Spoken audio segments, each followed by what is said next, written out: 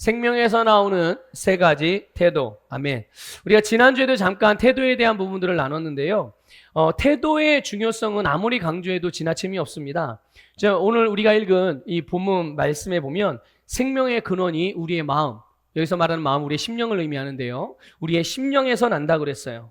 우리를 살게 하는, 나의 인생이 살게 되고, 나의 가정이 살게 되고, 내 자녀가 살고, 내 산업이 살고, 하나님이 나에게 부여하신 사명과 부르심이 살고, 이런 우리의 모든 삶과 인생에 그 생명의 역사가 일어나게 하는 근원, 그것이 무엇이라고 말씀하고 있습니까? 바로 우리의 심령이라고 말씀하고 있습니다.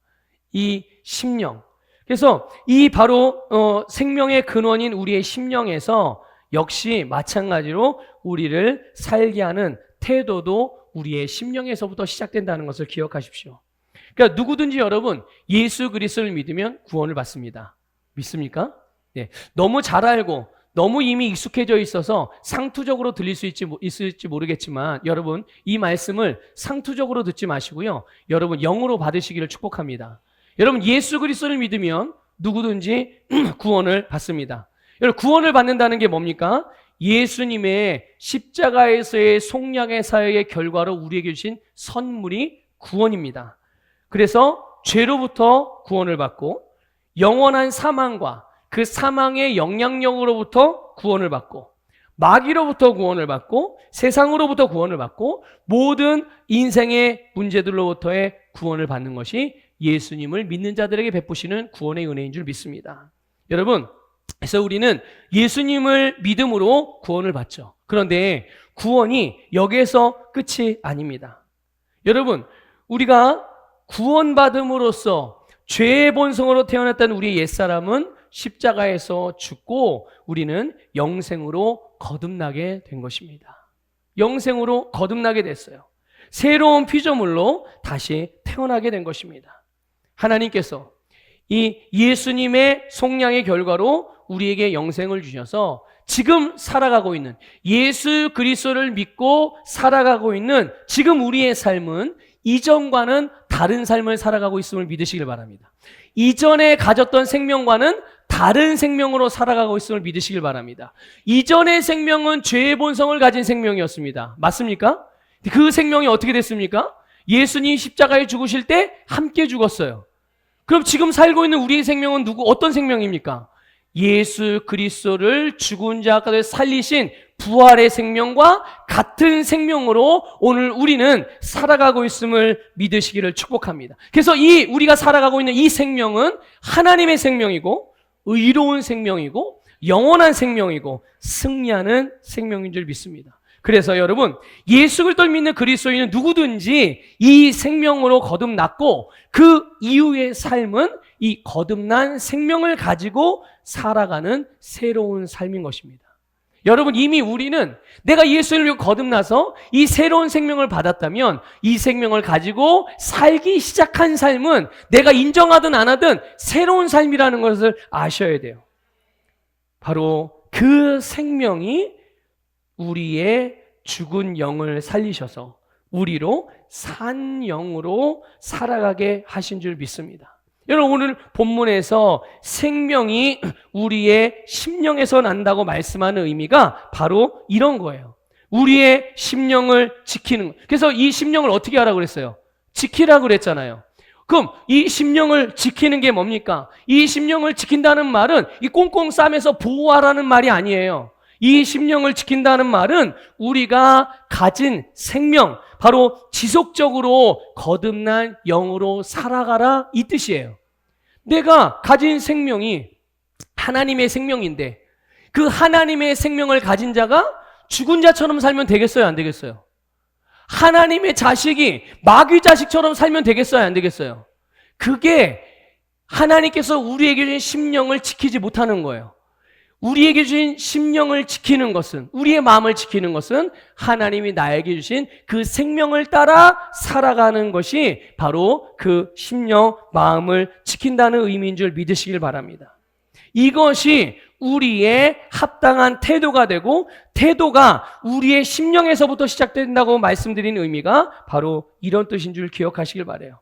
여러분, 거듭난 그리스도인들의 태도, 하나님의 자녀의 태도, 하나님 나라의 백성들의 태도, 예수님의 제자들의 태도, 그건 다른 게 아니라 우리의 영에서부터 나오는 태도인 거예요. 자, 여러분의 영 안에 하나님의 생명이 있음을 믿으십니까? 하나님의 생명으로 여러분 거듭났음을 믿으십니까?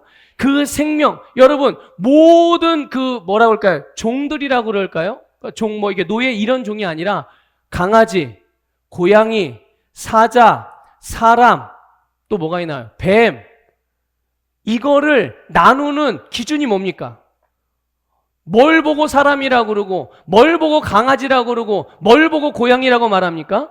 그가 가진 생명의 종류에 따라서 그것의 존재가 결정되는 겁니다. 개의 생명을 가지고 태어난 것은 뭐예요? 사람의 생명을 가지고 태어난 건 뭡니까?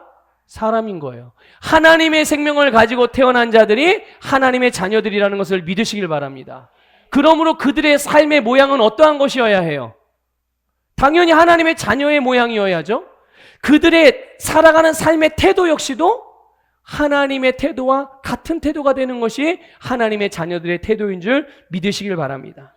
그래서 이렇게 우리가 가진 생명, 하나님이 우리를 살리신 우리의 영을 따라 살아가는 것이 우리의 심령을 지키는 것이고, 그런 우리의 삶에서 끊임없는 생명의 능력이 역사하게 되는 줄 믿습니다. 그 태도를 우리는 존중하는 태도라고 부르는 거예요. 여러분, 존중하는 태도로 살아가시기를 축복합니다. 그래서 거듭난 그리스도인들은 우리는 사람을 대하든 아니면 어떤 일들이나 어떤 사건이나 어떤 문제를 대하든 경험이나 또는 세상적인 정보들이 우리의 심령과 태도에 부정적인 영향을 미치지 않도록, 다시 말하면 존중하는 태도를 우리가 유지하며 살아가는 데 있어서 물러서지 않는 그런 삶을 살아가시기를 축복합니다. 거듭난 그리스도인들이 이 세상을 살아가면서 지속적으로 유지해야 되는 중요한 세 가지 태도가 있어요. 그 태도가 첫 번째가 뭐냐면 영혼 구원의 태도입니다. 영혼 구원의 태도. 우리가 예수 그리스도를 믿고 구원을 받았어요.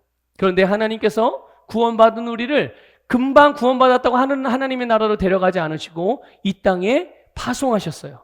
이 땅에 살게 하셨단 말이죠. 그 이유가 무엇일까요? 바로 우리를 통해서 또 다른 영혼을 구원하게 하기 위함인 거예요. 그러니까 내가 예수 그리스도를 믿었지만 이 땅 가운데 살아가고 있는 목적과 이유는 나를 통해서 구원받을 영혼이 있기 때문인 거예요. 내가 뭐를 많이 배웠든 못 배웠든, 뭔가를 많이 가졌든 못 가졌든, 내가 나이가 많든 적든, 내가 이 세상에 하나님의 자녀로서 살아가고 있다면 나를 통해서 구원받을 영혼이 적어도 최소한 한 명은 있다는 거예요. 믿습니까? 그 한 명이 구원받기까지 나를 통해서, 여러분을 통해서 그 영혼, 한 영혼이 구원받기까지 우리는 이 세상에서 살아가고 있는 거예요.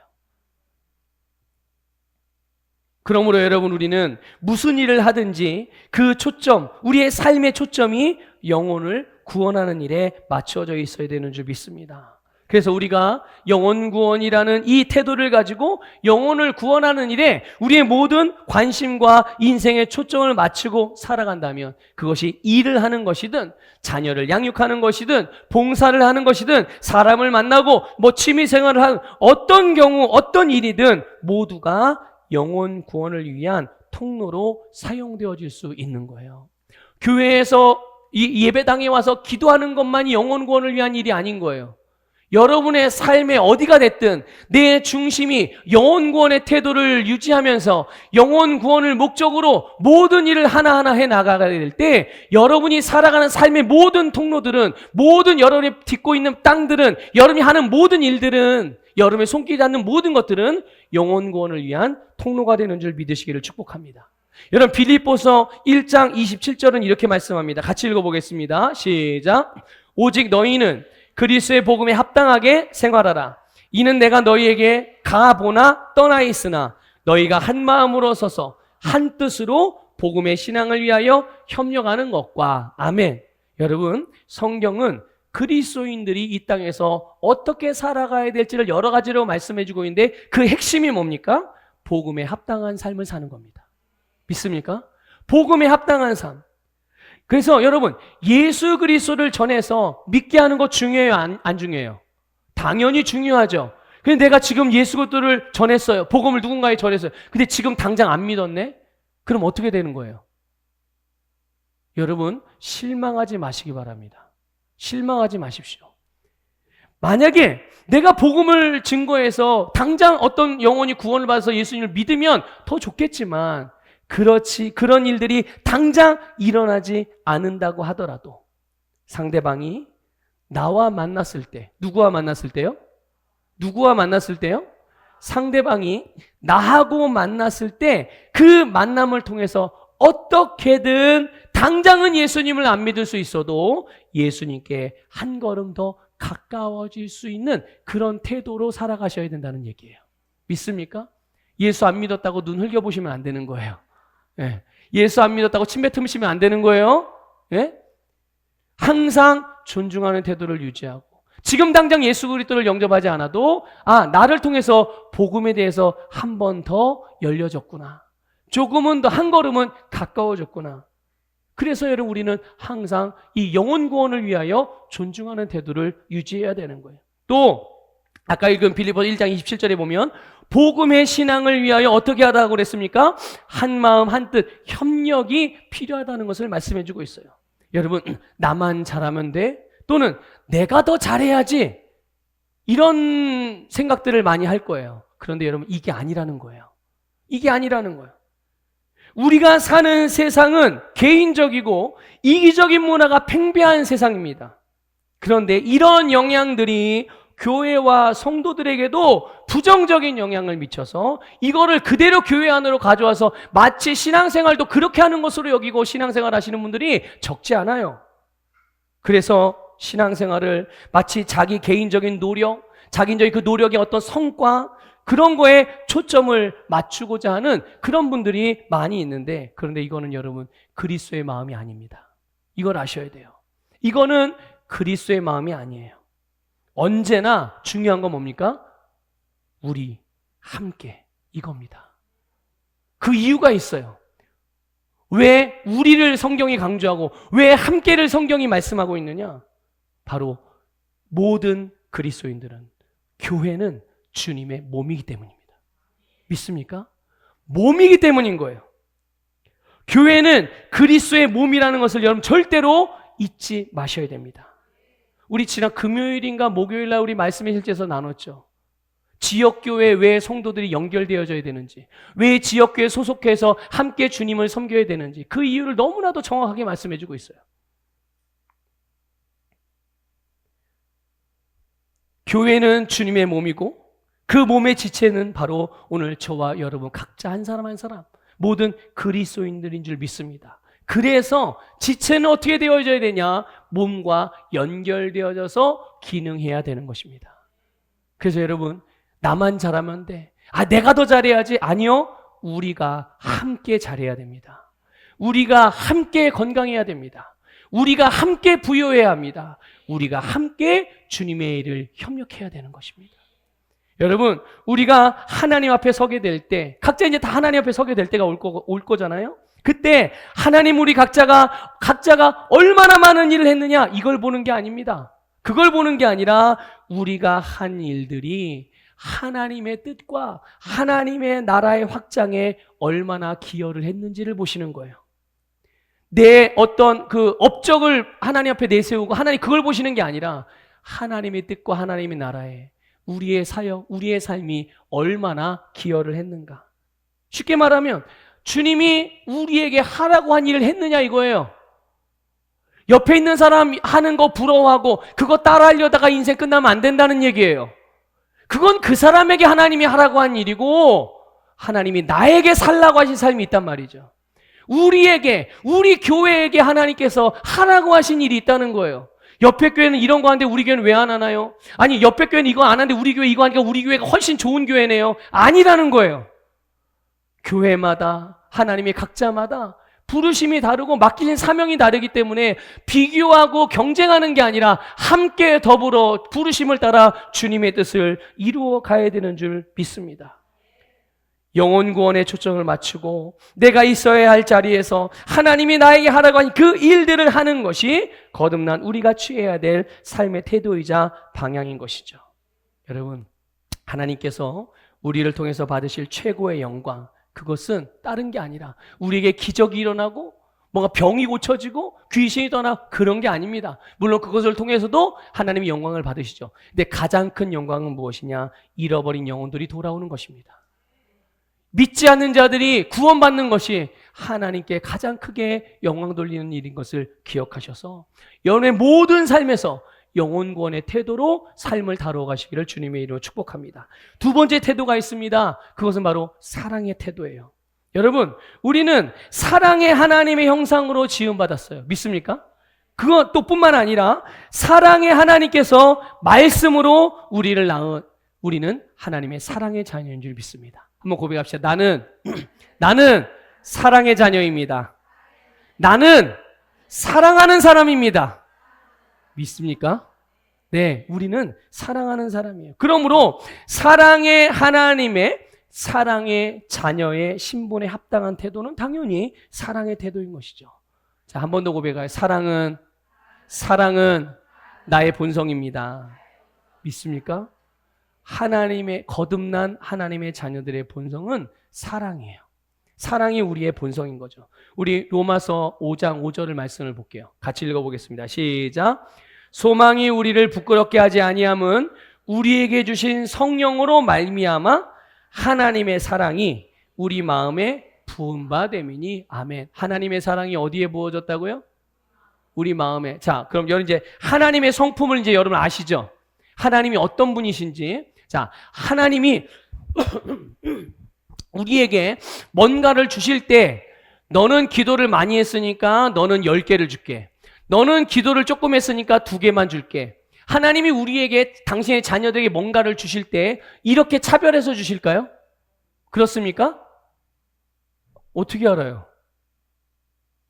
안 그런 분이라는 걸 어떻게 알아요? 하나님의 성품이 그게 아니거든요. 하나님의 성품이 그렇지 않아요. 그러니까 하나님은 성품을 따라 역사하시니까 하나님의 성품이 바뀌진 않았습니다. 네. 그럼 하나님은 우리에게 뭔가를 주실 때 얼만큼 주시죠? 당신이 주실 수 있는 만큼 주십니다. 자, 조금 전에 읽었던 로마서 5장 5절 말씀. 성령으로 말미암아 우리에게 하나님의 사랑이 부어졌다고 그랬습니다. 믿습니까? 그 하나님의 사랑이 얼마나 부어졌을까요? 하나님이 사랑하실 수 있는 만큼의 사랑이 우리에게 부어졌습니다. 믿습니까? 믿습니까? 우리의 거듭난 영 안에 바로 이 사랑이 부어졌음을 믿으시기를 축복합니다. 그래서 우리가 예수 그리스도를 믿음으로 하나님의 자녀로서 거듭난 순간 우리의 심령 안에 이미 하나님의 아가페 사랑이 부어져 있다는 것을 말씀하고 있는 거예요. 그리고 그 사랑을 풀어낼 능력도 우리에게 주님께서 주신 줄 믿으시기를 축복합니다. 그래서 여러분, 우리는 언제든지 사랑할 수 있는 사람들인 거예요. 중요한 건 내가 사랑할 건지 말 건지가 결정하기만 하면 되는 것입니다. 믿습니까? 우리가 사랑하기로 결정하면 이게 맞구나. 이게 내가 가져야 될 태도가 맞구나. 여러분 계시가 되었다면 믿음으로 취하셔서 사랑으로 기능하시기를 주님의 이름으로 축복합니다. 그런데 이 사랑의 태도는요. 사랑의 태도는 아까 우리가 봤던 영혼 구원의 태도는 보이는 사람이 있어야 되는 거예요. 그렇죠? 복음을 누구에게 전해요? 허공에다 전해요? 사람이 보여져야, 내 눈앞에 사람이 있어야 그 사람에게 복음을 전하는 거예요. 근데 사랑의 태도는 그것과 조금 다릅니다. 사랑의 태도는 보이는 상대가 있든지 없든지예요. 보이는 상대가 있든지 없든지 하나님 앞에서. 사람이 보일 때는 하나님이 계시고 사람이 안 보일 때는 하나님이 안 계시고가 아니에요. 믿습니까? 사람이 있든 없든 상관없이 하나님은 항상 우리와 함께 계시고 우리 안에 계시고 내 앞에도 계시고 뒤에도 계시고 오른쪽에도 계시고 왼쪽에도 위에도 계시고 아래도 계시고 우리의 전체를 감싸고 계신 분이 하나님인 줄 믿습니다. 그래서 이 사랑의 태도는 보이는 상대가 있든 없든 하나님 앞에서 새로운 피조물의 본성대로 합당하게 살아가는 삶인 것입니다. 여러분, 사랑이 성령의 열매인 건 아시죠? 예, 사랑은 성령의 열매 중에 첫 번째 열매예요. 지난 수요일에 온라인으로 예배를 드렸는데 그때 아마 여러분들 말씀을 들으셔서 아셨을 거예요.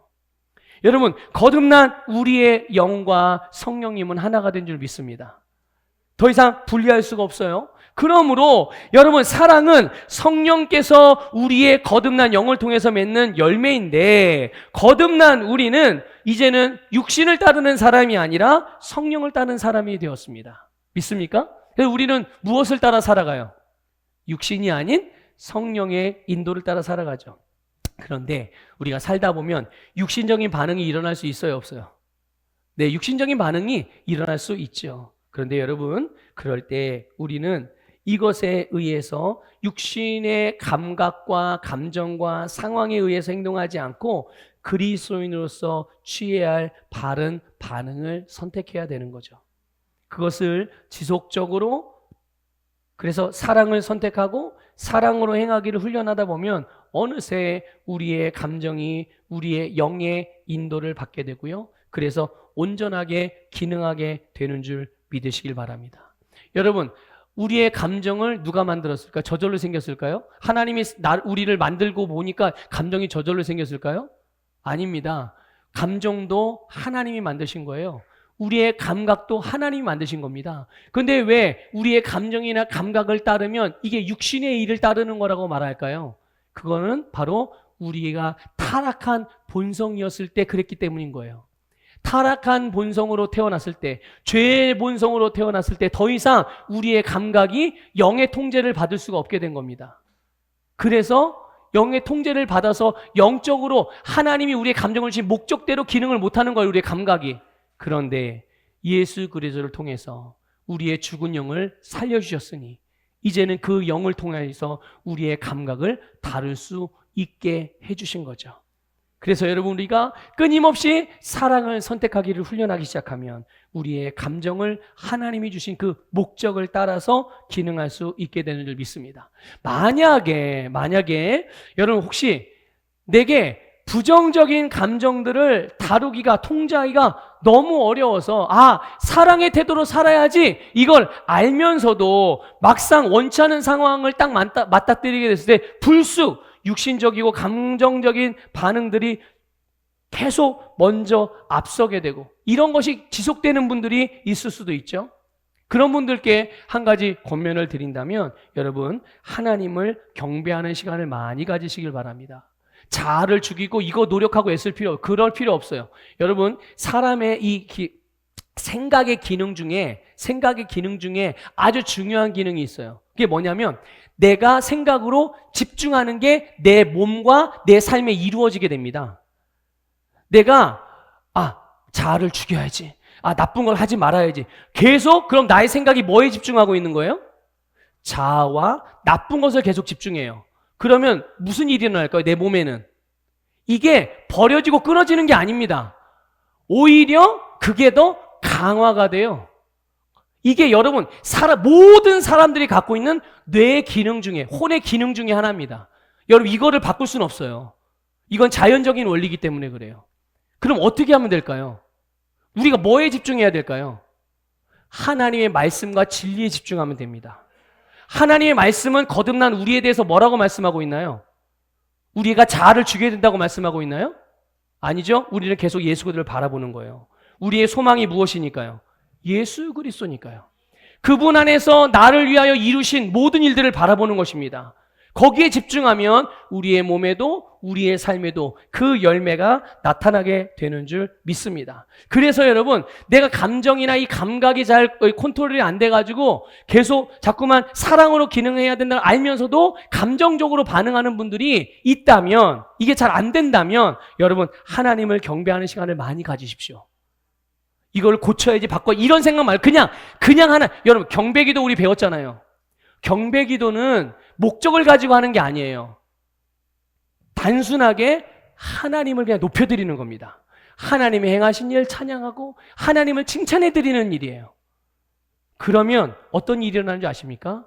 하나님의 임재가 우리에게 충만하게 임하고 그 임재 안에서 우리의 심령이, 우리의 영이 회복이 일어나요. 우리의 심령이 힘을 얻게 됩니다. 그러고 나면 회복되고 힘을 얻은 우리의 영이 우리의 감각과 감정과 육신까지도 다룰 수 있게 되어지는 이런 좋은 긍정적인 생명의 영향력들이 일어나게 되는 거예요. 그러니까 내가 이 감정적으로 감각적으로 기능하는 것들이 잘 컨트롤이 안 되는 분들은 이거를 고쳐야지 사랑으로 기능해야지 이렇게 애쓰고 여기에 집중할 게 아니라 하나님을 그러면 그럴수록 그냥 무작정 하나님을 경배하는 그런 기도, 하나님을 경배하는 찬양에 집중하다 보면 어느새 나도 모르게 내 자신의 감정과 감각들을 하나님의 말씀으로 다루는 것들이 수월해지게 되는 줄 믿으시길 바랍니다. 자, 그래서 우리가 이 사랑의 태도로 살아가게 될 때 하나님은 그런 우리를 통해서 일하시기가 너무 쉬워지는 거예요. 왜냐? 뭘 보더라도, 뭘 하더라도 주님께서 느끼는 감정과 우리가 똑같이 느낄 수 있기 때문에. 그래서 하나님의 사랑의 흐름을 막힘없이 흘려보낼 수 있고, 그런 사람들이 믿음으로 고백하고 믿음으로 선언하고 믿음으로 행하면 그대로 이루어질 수밖에 없는 거예요. 이게 영적인 믿음의 원리입니다. 여러분, 사랑의 태도로 살아가야 되겠다고 선택하면 여러분은 사랑의 태도로 살아갈 수 있습니다. 여러분, 우리가 지난 수요일에 고린도전서 13장을 말씀을 나눴는데요. 여러분, 내가 사랑으로 더 기능하기를 원하시는 그런 마음의 결단이 되시는 분들은 이 고린도전서 13장을 여러분 여러 번 읽으시고 많이 묵상해 보시기를 권면을 드립니다. 마지막으로 한 가지 태도를 더 보면요, 바로 주는 태도입니다. 우리가 가져야 될 태도, 세 번째 태도는 주는 태도예요. 여러분, 거듭난 성도들의 존중하는 삶의 태도는 주는 태도인데요, 세상 사람들은 그 삶의 기반이 마이너스 삶의 기반을 가지고 살아갑니다. 다시 말씀드릴게요. 세상 사람들은 마이너스 기반의 삶을 살아요. 이게 무슨 말이냐면요, 주면 어떻게 돼요? 내가 여기 한계가 있어요. 한계가 있는데 요 수건이 한 개 있어요. 근데 저기 땀을 막 뻘뻘 흘리는 사람이 있어서 내가 이걸 한 개를 줘요. 그러면 이걸 줬어요. 그 사람에게 땀 닦으라고. 그럼 내 손에 뭐가 남아요? 없어요. 이게 세상 사람들의 삶의 기반입니다. 이게 세상 사람들이 살아가는 삶의 원리인 거예요. 그러니까 이런 기반에서 살아가고 있기 때문에 사람들이 공짜를 좋아하는 거고요, 베풀기를 싫어하는 겁니다. 주면 어떻게 되니까요? 없어지니까. 세상 사람들의 삶의 기반은 여기에서 시작하는 거예요. 자, 그런데 하나님 나라의 백성들은 그렇지 않습니다. 우리는 모든 좋은 것이 나에게 왔다가 멈춰버리는 종착역이 되어서는 안 됩니다. 믿습니까? 여러분, 하나님의 나라에는 부족함이 있을까요, 없을까요? 없어요? 확실해요? 그럼 우리는 그 하나님 나라를 살아가고 있는 자들 아니에요. 그러므로 여러분, 오늘 우리 자신도 부족함이 없다는 것을 믿으십니까? 네, 우리에겐 부족함이 없습니다. 우리의 기반은 항상 풍성하고 넘치는 하나님의 축복이 우리의 삶의 기반인 거예요. 그러니까 하나를 주면 내 손에 몇 개가 남아요? 하여튼 정확한 숫자는 모르지만 성경에 30배, 60배, 100배라고 그랬으니까 믿습니까? 그러니까 1 더하기 1은 세상은 2예요. 근데 하나님 나라는 1 더하기 1은 알파예요. 이해가 되십니까? 1 더하기 1이 몇이 될지를 몰라요. 1 더하기 1은 2가 되는 게 아니라 1 더하기 1은 어쩔 때는 60이 될 수도 있고 어쩔 때는 100이 될 수도 있고 어쩔 때는 1000이 될 수도 있고. 믿습니까, 여러분? 이게 하나님 나라의 원리거예요. 그러니까 여러분, 주님으로부터 우리에게 뭔가 좋은 것이 와요. 그런데 여기서 끝나버리면 안 되는, 이 종착역이 되면 안 되는 거예요. 우리는 모든 선한 것들을 흘려보내는 통로라는 것을 믿으시고, 여러분, 통로로 살아가시길 축복합니다. 그러니까 주는 삶을 사는 태도는 통로로 살아가는 걸 의미하는 거예요. 주님으로부터 나에게 오는 것이 뭐 하나님에 대한 계시이든 아니면 물질이든 뭐 성령의 은사이든 뭐가 됐든 간에 뭐든지 하여튼 좋은 것이 나에게 왔다면 그것은 반드시 나를 통해서 다시 흘러가야 되는 것이 하나님의 원리인 거예요. 그래서 하나님은 우리가 생명의 통로로서 기능하기를 원하시고, 예수님께서도 뭐라고 말씀하셨느냐? 주는 자가 받는 자보다 복되다. 믿습니까? 예. 그래서 우리는 끊임없이 주는 자의 삶을 선택하고 살아가는 거예요. 여러분, 이 땅의 하나님의 나라, 이 땅의 하나님의 나라는 여러분 교회라고 말씀드릴 수 있어요.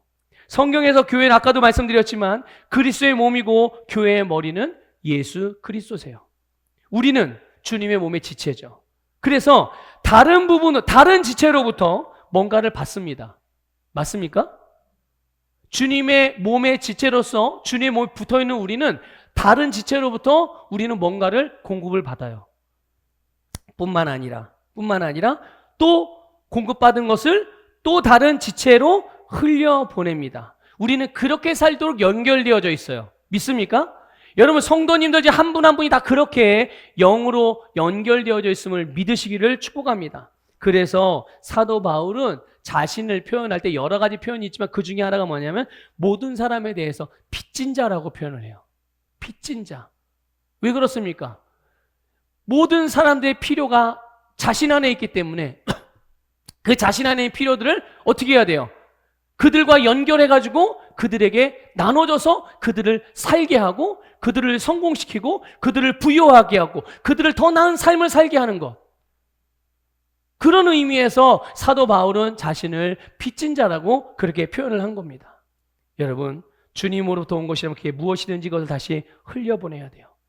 건강한 몸은 어떤 몸이 건강한 몸이라고 그럽니까? 건강한 몸은 그 안에서 생명의 흐름이 막힘없이 원활하게 순환이 됩니다. 그래야 건강. 근데 어디라도 하나 혈관이 막혔다 큰일 납니다. 그 뇌에서 혈관이 막히면 어떻게 되는 거예요? 뇌졸중. 그렇죠? 심장에서 막히면요, 심근경색. 그렇죠?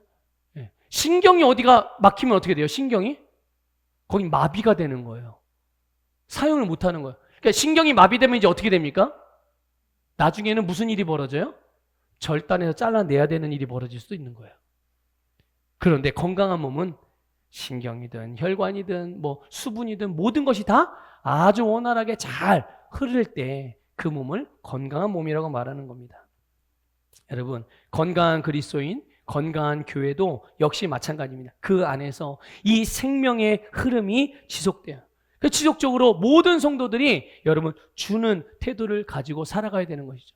다 주는 태도를 살아가는데 어느 누군가 자기는 받기만 하고 주지 않아. 그럼 어떻게 되는 거예요? 모든 것이 다 나한테 왔다가 나한테 끊어져서 내 다음으로 이어져 있는 모든 부분들이 어떻게 되는 거예요? 공급을 못 받는 거예요. 그럼 어떻게 될까요? 병들게 되는 거죠. 병들게 되는 거예요. 그래서 여러분, 우리 모든 성도님들은 이 주는 태도를 가지고 살아가시면서 우리 주님의 몸된 안산서북의 모든 성도들을 함께 여러분 잘 아름답게 세워가고 성장시켜가는 그런 성도들로 기능하시기를 주님의 이름으로 축복합니다. 여러분, 말씀을 정리할게요.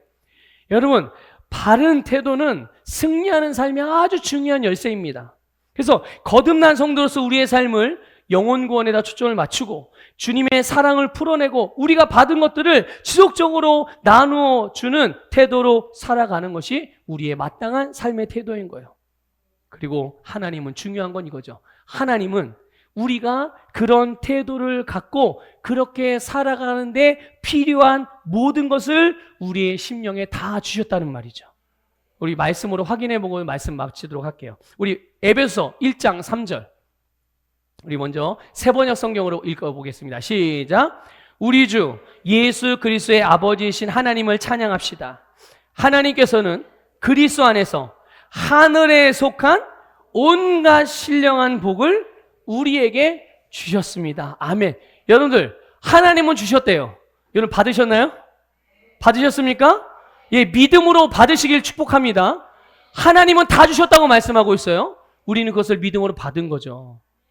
그래서 우리는 이 세상에서 우리가 뭔가 주님 안에서 필요한 모든 것들이 있다면 이제는 우리는 그것들을 믿음으로 꺼내서 사용하기만 하면 되는 거예요. 이것들이 원활하게 이루어지는 일에 있어서 이 세 가지 태도가, 세 가지 존중하는 태도가 너무나 중요하다는 거예요. 자, 두 번째 말씀 볼게요. 베드로서 1장 3절 같이 읽을게요. 시작. 그의 신기한 능력으로 생명과 경건에 속한 모든 것을 우리에게 주셨으니 이는 자기의 영광과 덕으로서 우리를 부르신 이를 알므로 말미암음이라. 아멘. 여러분, 생명과 경건에 속한 모든 것을 우리에게 주셨다라고 말씀하고 있습니다. 여러분의 생명이 필요합니까? 경건의 능력이 필요합니까? 하나님이 다 주셨답니다.